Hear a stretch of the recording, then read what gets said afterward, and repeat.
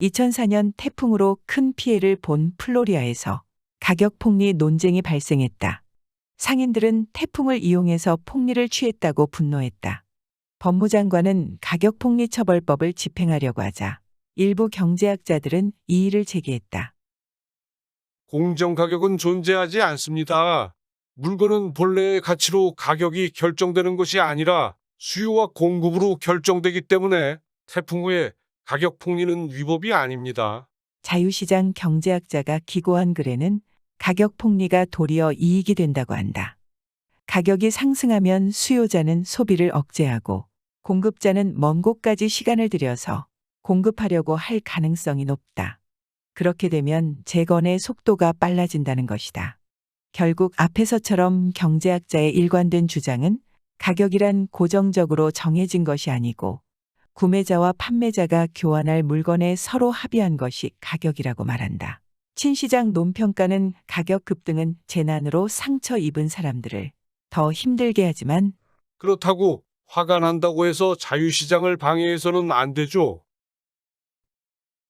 누구의 말이 옳고 그르다를 판단해야 하는 문제에서 정의를 내려야 한다면 정의의 의미부터 찾아야 한다. 우선 가격폭리처벌법의 찬반 주장에서 행복 극대화, 자유 존중, 미덕 추구, 이 셋은 다른 각도에서 정의를 바라본다. 자유시장을 옹호하는 입장은 두 가지를 요구한다. 첫 번째는 자유로서 공급업자의 사기를 높여 필요한 물건을 공급하게 하므로 사회 전체의 행복을 높인다. 두 번째는 개인의 자유를 존중하며 물건에 고정된 가치를 부여하기보다는 교환하는 사람들 스스로 가치를 부여하게 만든다. 가격폭리처벌법을 찬성하는 사람들 주장은 재난 시기에 가격을 터무니없이 올리면 사회 전체의 행복에 도움이 되지 않는다고 보았다. 전체의 행복을 측정할 때는 가난한 자들이 생필품을 구매하지 못해서 고통받는 것도 포함해야 하며 자유시장이 그다지 자유롭지 못하다고 주장한다.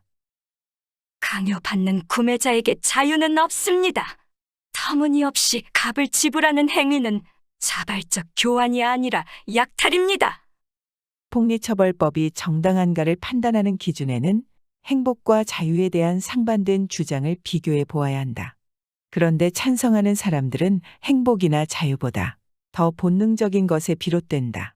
그것은 바로 미덕이다. 사람들은 타인의 절박함을 이용하는 약탈자에게 분노하고 그들을 처벌하고 싶어 한다. 이런 정서는 공공정책이나 법에 끼어들어서는 안 된다. 그러나 가격 폭리에 대한 분노는 진지하게 고민할 가치가 있는 도덕적 주장의 표현이다.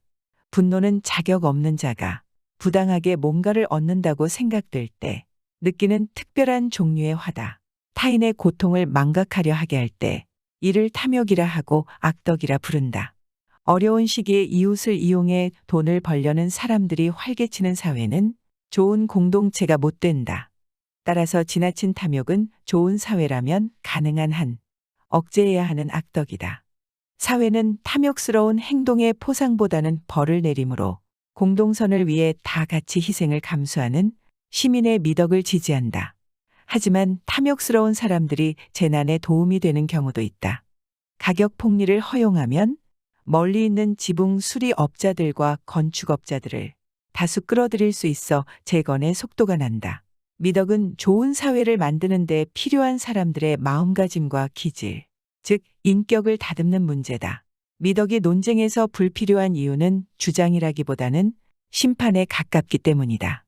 미덕을 주장하는 자들은 탐욕은 악덕이니 두 정부가 나서서 억제해야 한다는 심판을 기초로 한다. 다원화 사회에서 무엇이 미덕이고 무엇이 악덕인지 누가 판단하는가? 그리고 미덕에 대한 판단을 법으로 규정하는 것은 위험한 일이다. 이 딜레마는 정치 철학의 중대한 문제 하나를 드러낸다. 정의로운 사회라면 시민의 미덕을 장려해야 하는가? 아니면 법은 미덕에 관해 서로 다른 개념들 사이에서 중립을 지키면서 시민 스스로 최선의 삶을 선택하도록 해야 하는가? 이 질문은 고대 정치사상과 근대 정치사상을 가른다. 정의란 그들이 마땅히 받아야 할 것을 주는 것입니다. 정의란 미덕과 최선의 삶에 관해 주관적 견해에 좌우되지 말아야 합니다. 고대의 정의로는 미덕에서 출발하는 반면 근현대의 정의로는 자유에서 출발한다고 볼 수 있다.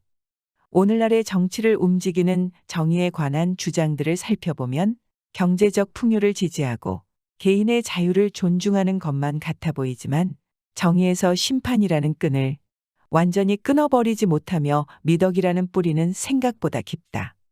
우리가 정의를 고민하는 것은 곧 최선의 삶을 고민하는 것일지도 모른다.